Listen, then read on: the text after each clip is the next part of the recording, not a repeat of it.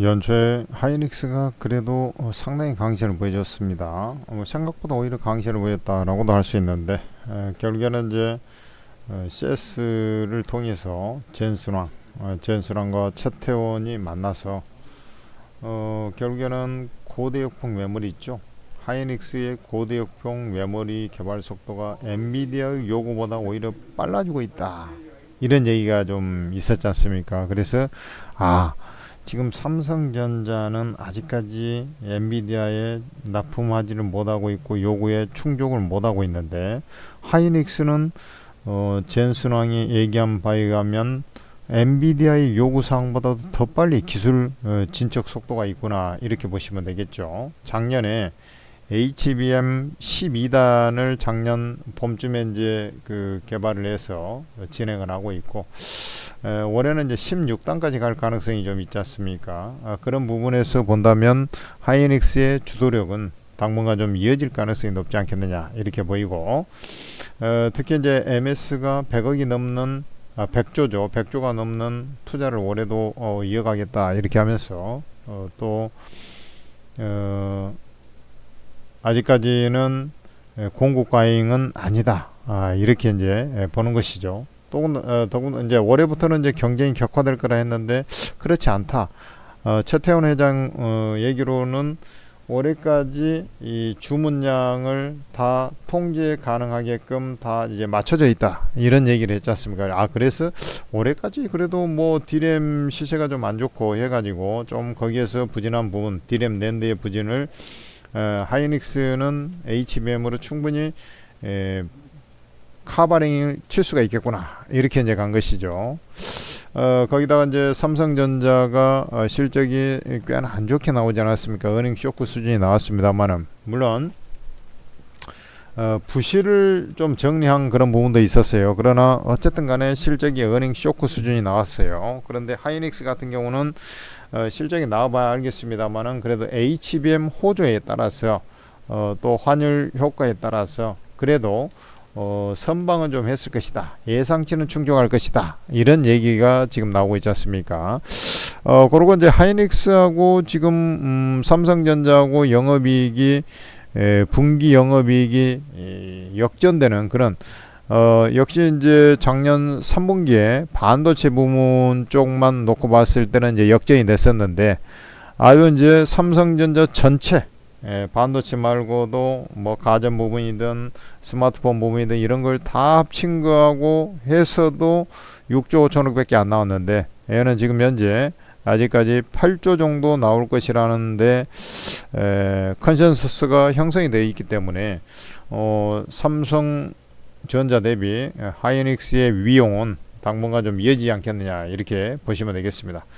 대신에 그전처럼 생각보다 이제 연초에 이런 이슈들 때문에 좀 더 세게 올라온 그런 감이 좀 있었어요. 그런 이제 중요한 것은 요 20만원 라인이죠. 이것을 돌파했다는 데 의미가 있어요. 그래서 우리가 이제 돌파 후에 뭐 20만원을 축으로 해서 주로 그 위권 아니면 이제 약간 조정을 받더라도 20만원에서 크게 이탈되지 않는 수준에서 이러한 형태로 해가지고 쉬는 자리가 지금 전개될 가능성이 높다, 이렇게 볼 수가 있겠고요. 지난 이제 10월 11월 달도 그런 모습이 좀 있었죠. 지금 미국 시장이라든지 이런 부분들이 조금 좀 쉬어가는 그런 템포로 나올 가능성이 높아요. 우리 증시는 연초에 빠르게 이제 키맞추기성 상승이 나와가지고 변동성 작년에 이제 꼴찌에서 연초에 스타팅을 좋게 끊었습니다만은, 전체적으로 미국 시장이나 이제 이런 부분들이 조금 좀 글로벌 증시가 쉬어가는 트럼프 취임식을 앞두고 조금 이제 기대감보다는 약간 이제 관망 모드, 그 다음에 이제 금리나 사이클이 조금 더 지연될 것이라는 그런 부분들 때문에 쉬어가는 코너로 가고 있단 말이죠. 그래서 이런 이제 하이닉스 같은 경우도 좀 옆으로 좀 기어가지 않겠느냐. 뭐 단기에 이제 상승폭은 1달락 되고 1달락 뭐 좀 더 갈 수도 있습니다만은 전체적으로는 조금 들어눕는 그런 형태. 이렇게 좀 보시면 될 것 같아요. 이 당시에도 이제 가파르게 상승했다가 좀 쉬었다가 이렇게 했다가 그때는 밑으로 쳐져 버렸죠. 그때는 밑으로 쳐졌는데 지금은 조금 좀 차이가 있어요. 뭔 차이가 있냐면 지금 보면은 요때는 흐름이 지금 어떻습니까? 121선 저 위에 있었고요. 지금 정별 구간으로 진입이 되질 않았던 자리죠. 지금은 정별 구간으로 이제 수렴 과정을 거치고 있기 때문에 여기서 눌러도 다시 상승할 확률이 대단히 높다. 뭐 이런 맥락으로 저는 생각을 하고 있습니다.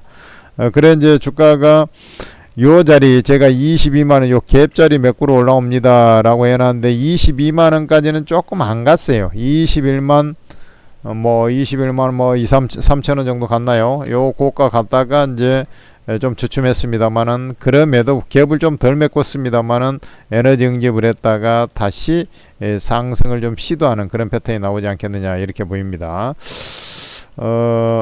일단 주 상승은 조금 좀 있어야 된다라고 했는데 연초에 좀 생각보다 좀 강했고요. 그 다음에 우리 이제 반도체 쪽 D램이라든지 낸드라든지 이런 수요 자체는 주로 이제 그 과거의 경험상 뭐 3월 4월 가면서 이제 좀 2분기에 가면서 이제 수요 회복이 되는 경향이 있기 때문에 1분기까지 좀 비실해요. 그런 이제 주가의 선행성을 감안한다 하더라도 조금 한때 뭐 쉬었다가 다시 이제 상승 재개를 그런 모양새가 나올 것 같고 그랬을 때는 이제 주가가 여기서부터 이런 식으로 상승했지 않습니까? 그래 이제 눌림 폭에 따라서 좀 차이는 있겠습니다만은 다시 이제 상승해 간다면 바로 에너지 응집 밀도에 따라 틀리지만 이 갭을 이제 회복을 하면서 요 라인으로 24만원 라인으로 뭐 여기가 이제 고가는 24만 8,500원입니다만은 요런 라인으로 회복을 좀 해 나가지 않겠느냐 이런 확률론상으로도 이렇게 이제 말씀드리고 그 다음에 모멘텀 그 업황상으로도 2분기로 좀 나아지면 가면서 이제 좀 좋아질 개연성 뭐 이런 것들을 생각한다면 차례 눌렀다가 대반격이 나오는 그런 모양새가 나올 것입니다. 천재투자TV 여러분들 구독 좋아요 해놓으니까 상당히 좋죠. 제가 연말 1월 1일 날 그 쉬는 날이죠. 방송을 해놨어요. 하이닉스는 미로 튄다라고 이제 말씀을 드리고 그 당시에 반도체 장비에서 테크용 에이징랜드 이런 것을 같이 추천을 하고 뭐 했었는데 종목들이 잘 갔습니다. 오히려 이제 하이닉스가 단기간에 오히려 이 초대형주 블루칩이 더 많이 가버리는 그런 모습도 있었습니다. 테크용도 좀 잘 가긴 합니다. 이런 모습인데 이제 잠깐 쉬어도 또 가는 그런 구조가 이어질 것이다. 이렇게 이제 판단하고 있어요. 대신 좀 뭐 이 대형주가 이제 바로 가지는 않고요. 여기서 이제 아직까지 보면 이동평균선도 보면 여기 이제 121선이거든요. 121선 요 21선 밑으로 내려오고 이렇게 이제 추스리면서 상승각으로 이제 완만하게 아직 하락각인데 이렇게 완만하게 되면서 이제 상승으로 이제 가는 그 자리에서 조금 쉬어주는 그런 흐름이 나올 것이다. 이렇게 쉴 때는 이제 가격 조정 살짝 받으면서 기간 조정이 진행되는 그러한 모양새로 쉴 것이다. 이렇게 보고 쉰 다음에 이제 다시 또 요이 땅 할 때 여러분들은 다시 또 매수에 들어가면 되는 거예요. 이해되시죠?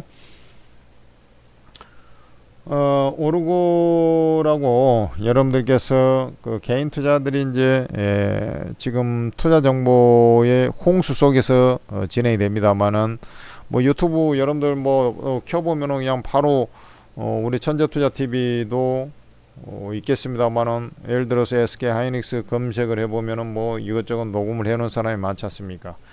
그러나 그것을 이제 듣고 했을 때 꼭 수익이 난다는 보장이 없고 수익이 잘 안 나고 오히려 깨진 경우도 많았을 겁니다. 그것은 이제 전문가의 내공이 중요한 것인데 전문가들의 내공이 가장 압도적으로 출중한 곳이 바로 오르고 채팅 앱에서 활동하는 전문가들이에요.